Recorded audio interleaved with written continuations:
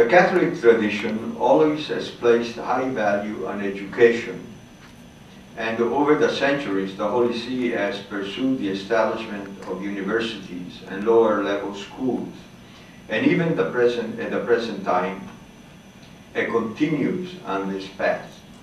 The most recent statistical yearbook of the Catholic Church, as well as information from the Congregation for Catholic Education, provide some significant data in this regard. Between 40 and 50 million primary and secondary school children are estimated to be educated in Catholic schools worldwide. Some 1,300 Catholic universities render their service through the formation of youth and the advancement of knowledge. New Catholic universities are opening up in Africa and in other continents. In addition, for the preparation of church personnel, there are many ecclesiastical universities and institutes of higher learning. Thus, it seems quite natural for the Holy See to accredit a permanent observer to the United Nations educational, scientific, and cultural organizations in Paris. The social question, brought about by the Industrial Revolution of the 19th century, prompted the Holy See to address in a systematic way issues such as the workers' struggle for a just wage, the value of work, the relationship between capital and work, the condition faced by workers and their employment environment. After the social question, others followed. The situation of women, the communication revolution, the disarmament question, the ecological question. Labor relations were changed in the process, but their importance remains a critical chapter in human experience, as well as in the social doctrine of the Church. Several papal encyclicals were dedicated to the significance of work and to its function for the dignity of individuals and for the common good of society. And so, in this line of thinking, the Holy See has a convergence really of ideas, of philosophy, with the International Labour Organization. In fact, I talk very regularly with the Director General of the ILO in Geneva on the new encyclical, before the new encyclical was published, to make sure that, for example, one priority of the ILO, decent work, was mentioned and included in the encyclical, which it happened to be mentioned now. And because of this convergence of ideas and philosophy, the relationship between the Holy See and the International Labour Organization, which is the oldest agency of the United Nations, is just excellent. And we can work together on a lot of the latest effort. We are working on a new convention on domestic workers, both immigrant domestic workers in Europe, in Asia, and domestic workers in general. And to see how the action of the Church is articulated. A nun with a PhD in India came to see me last week saying, we are working to make sure that this new convention on domestic workers represent our interests. I am the head in India of a 3 million member organization defending domestic workers. It's true, India has over 1 billion people, but still, an organization of 3 million people is pretty good. And so this is the latest type of work with the ILO. Since 1952, the Holy See has always been represented as an observer state at the World Health Assemblies, also based in Geneva.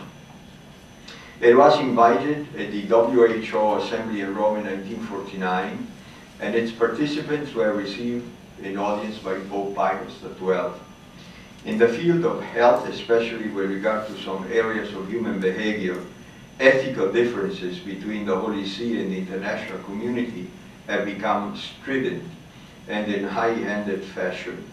The media love to focus on these differences. But in this vast area of human concern, there exists a real potential for collaboration on most issues that affect the health of people, from poverty to HIV and AIDS, as well as other pandemics such as malaria and tuberculosis. It would suffice to keep in mind some recent data. The Catholic Church is engaged to a significant degree in the care of AIDS, orphans, and patients, as well as in HIV prevention activities. And almost 27%, this is interesting, 27% of the world's treatment centers for people living with HIV and AIDS are Catholic-based. People don't think about this, but that's the reality.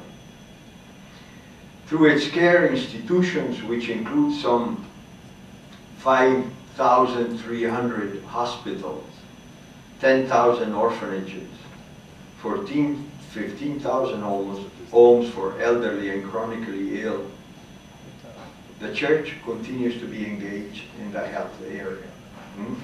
That's why when we speak within these international organizations, they know that we have credibility. Because first, we don't speak for the interest of a state or a political party or a political group of countries, but because we reflect the reality on the ground, and we have a sensibility for what is really going on the ground. So these are some examples of how the Holy See is actively engaged in the international context. My own experience in Geneva is not New York, where Brother Carroll is involved occasionally, or more regularly now. And there in Geneva, we have the action agencies of the United Nations: labor, health, climate, disarmament, trade, intellectual property, and therefore, for example, access to medicaments for poor countries, and intellectual property rights, all these issues. And we participate, we speak up. For example, next month, Tuesday, I think I have to intervene on the question of forcibly displaced people and refugees, because there is the annual executive committee session of the United Nations High Commissioner for Refugees, where the Holy See is a full member. And there we argue and we say, from an ethical point of view, this policy or these laws are not acceptable or are acceptable. And we also propose new ideas, new mechanisms, new ways of trying to solve problems of this type. And they are very much listened to. At least my experience is that even though not everybody follows what the Holy See says, when I speak in the hall, there is silence. They want to listen, and they want to know exactly what the Holy See thinks.